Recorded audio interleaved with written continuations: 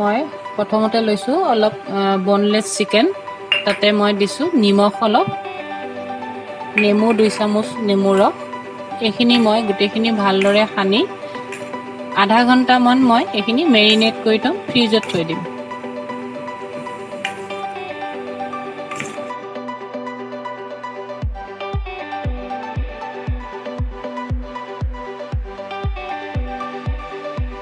এতিয়া মই এটা বাটিত দৈ লৈছো অলপ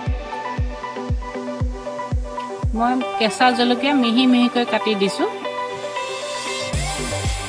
আদা নহৰু পেষ্ট অলপ দিছো নিমখ অলপ মান দিছো জালুকৰ গুড়া আৰু জিৰা ধনিয়া গুড়া মিক্স দিছো এই গুটেইখিনি ভালকৈ সানি লম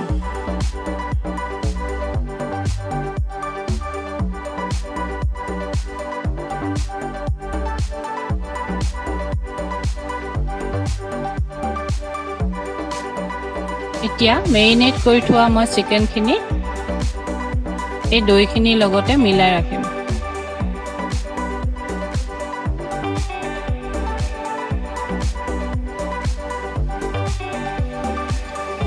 এনেকৈ মিলাব লাগিব যাতে গোটেই চিকেন খিনি দৈ আৰু চিকেন খিনি মিলি যায়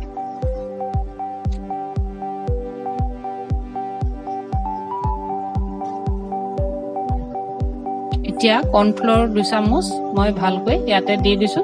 আকৌ ভালকৈ মিলাই লম এতিয়া এখিনি 3 ঘণ্টাৰ কাৰণে মেৰিনেট কৰি থম এয়া 3 ঘণ্টাৰ পিছত মই ফ্ৰিজৰ পৰা উলিয়াই আকৌ এবাৰ মিক্স কৰি লৈছো ইয়াতে এতিয়া মই ক্যাপসিকাম আৰু পিয়াজ কাটি গুটেইখিনি মিলাই লৈছো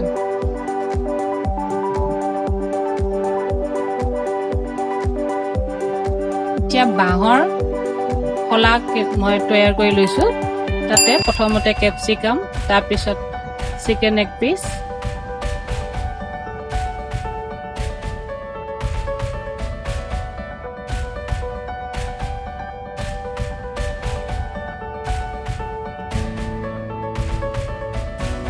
আকৌ চিকেন এক টুকুৰ দি বলে মই এনেকৈ কুচি লৈছো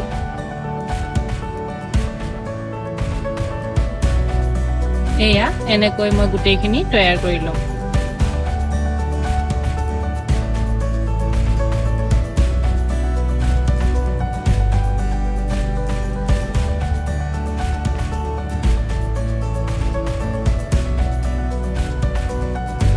এতিয়া মই তেৱাখন গৰম হলত মাখন 1 চামুচ মই দিছো তাৰ ওপৰতে মই এই বনাই থোৱা যিখিনি চিকেন আছিল এইখিনি দি দিছো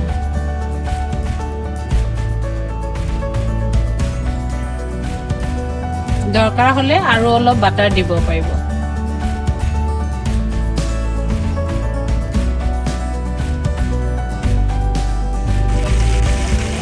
কম জুইত লাহেকৈ অলপ অলপকৈ মই লৰাই থাকিম উল্টা কৰি দিম যাতে চাৰিওপিনে ভালকৈ সিজে অলপ সময় লাগিব এয়া 10 মিনিট মান মই এনেকৈ কম জুইত সিজোৱাৰ পিছত এয়া সিজি গৈছে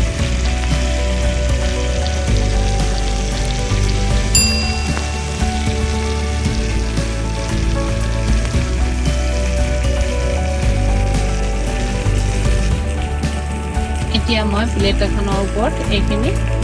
সজাই দিছো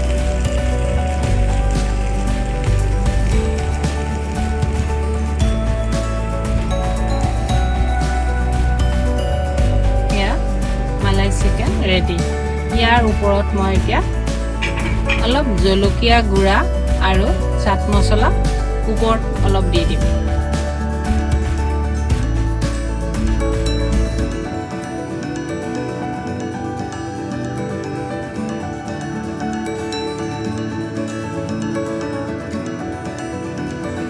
ভিডিওটো চাই ভাল লাগিছে যদি সাবস্ক্ৰাইব কৰিব আৰু কিবা জানিব লগা আছে যদি কমেন্ট কৰিব থ্যাংক ইউ